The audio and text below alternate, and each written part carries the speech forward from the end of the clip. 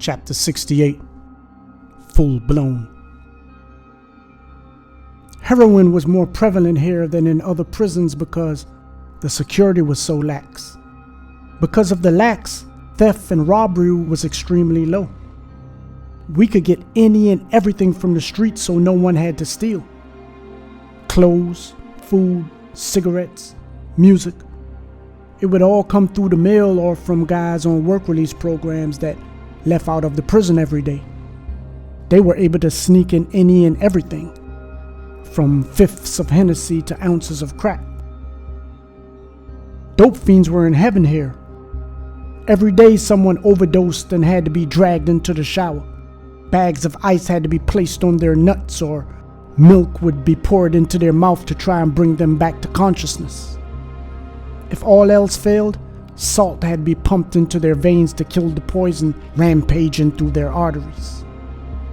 This would sometimes be done with a staff member helping out, because if the prisoner that overdosed is taken to the hospital, he would be removed from minimum and sent back to medium or maximum, and a lot of staff members were related to the prisoners, grew up in the same neighborhood, or empathized with us.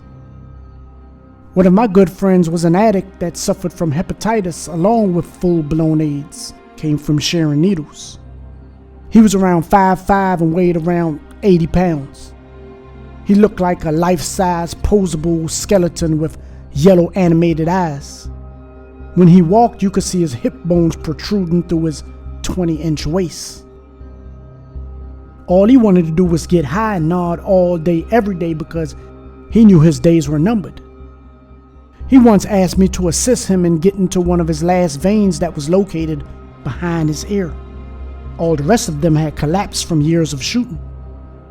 He would sometimes panic when he couldn't find a vein because he would start to go into withdrawals. His withdrawals were so dramatic it would bring him close to death. Slow breathing to deep panting in intervals, and soaking mattress from sweat deposits. Sometimes it took him all day to find a vein to inject while fighting death at its doorstep from either one of his diseases. He would wrap a tourniquet around his neck, almost choking himself to death just so the vein behind his ear would rise up just enough just so he could puncture it with the syringe filled with the heavenly potion. If he didn't collapse from the lack of oxygen to his brain, he would immediately go into a deep nod and begin scratching until the skin all over his body looked like he was fighting a clouder of cats. The scratching wasn't actually from the dope, but from the cut used to dilute the dope. If too much cut was used, it caused the skin to irritate. He had open sores and black scars from needle punctures all over his body, from his face to his neck to his arms down to his fingers, legs, hips, back, toes. He looked like someone suffering from an extreme case of chicken pox and eczema. I would sometimes assist him in getting his daily fix. I would squeeze the tourniquet around his neck and hold it long enough for that ever so elusive vein to appear.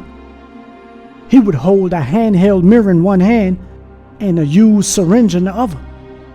He had gotten so good that as soon as he saw the vein, with one swift motion the needle was perfectly injected. As the dope was administered and the needle was removed, he went straight into a nod. He didn't even waste any time to wipe the blood dripping down his neck. Every second of the nod was cherished. If he didn't have the dope, he would certainly die. Yet the dope was the reason for his upcoming demise. Ironically, every time I assisted him, I was killing him to save his life. He died 3 months later from the disease.